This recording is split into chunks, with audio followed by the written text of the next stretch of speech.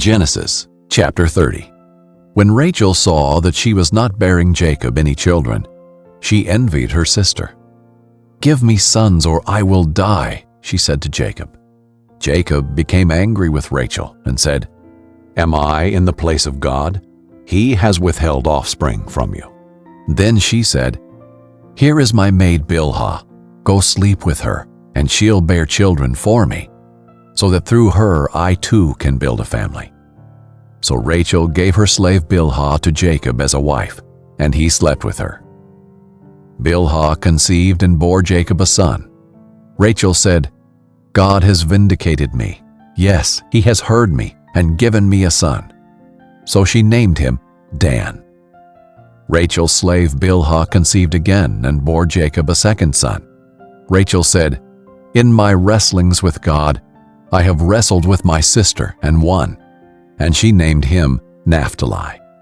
When Leah saw that she had stopped having children, she took her slave Zilpah and gave her to Jacob as a wife. Leah's slave Zilpah bore Jacob a son. Then Leah said, "What good fortune!" And she named him Gad. When Leah's slave Zilpah bore Jacob a second son, Leah said, "I am happy that the women call me happy." So she named him Asher. Reuben went out during the wheat harvest and found some mandrakes in the field. When he brought them to his mother Leah, Rachel asked, "Please give me some of your son's mandrakes." But Leah replied to her, "Isn't it enough that you have taken my husband?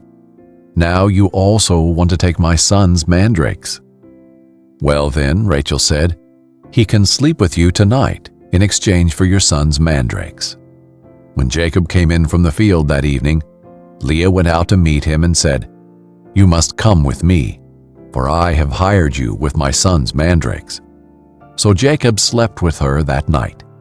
God listened to Leah, and she conceived and bore Jacob a fifth son. Leah said, "God has rewarded me for giving my slave to my husband," and she named him Issachar. Then Leah conceived again and bore Jacob a sixth son. "God has given me a good gift," Leah said. "This time my husband will honor me, because I have borne 6 sons for him," and she named him Zebulun. Later Leah bore a daughter and named her Dinah. Then God remembered Rachel. He listened to her and opened her womb. She conceived and bore a son, and she said, "God has taken away my disgrace." She named him Joseph and said, "May the Lord add another son to me." After Rachel gave birth to Joseph, Jacob said to Laban, "Send me on my way so that I can return to my homeland. Give me my wives and my children that I have worked for, and let me go. You know how hard I have worked for you." But Laban said to him, "If I have found favor with you, stay. I have learned by divination that the Lord has blessed me because of you." Then Laban said, "Name your wages, and I will pay them." So Jacob said to him, "You know how I have served you, and how your herds have fared with me. For you had very little before I came, but now your wealth has increased. The Lord has blessed you because of me. And now when will I also do something for my own family?" Laban asked, "What should I give you?" And Jacob said, "You don't need to give me anything. If you do this one thing for me, I will continue to shepherd and keep your flock. Let me go through all your sheep today and remove every sheep that is speckled or spotted, every dark-colored sheep among the lambs, and the spotted and speckled among the female goats. Such will be my wages. In the future, when you come to check on my wages, my honesty will testify for me. If I have any female goats that are not speckled or spotted, or any lambs that are not black, they will be considered stolen." "Good," said Laban. "Let it be as you have said." That day Laban removed the streaked and spotted male goats and all the speckled and spotted female goats, every one that had any white on it, and every dark-colored one among the lambs, and he placed his sons in charge of them. He put a 3-day journey between himself and Jacob.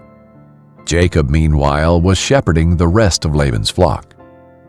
Jacob then took branches of fresh poplar, almond, and plane wood, and peeled the bark, exposing white stripes on the branches.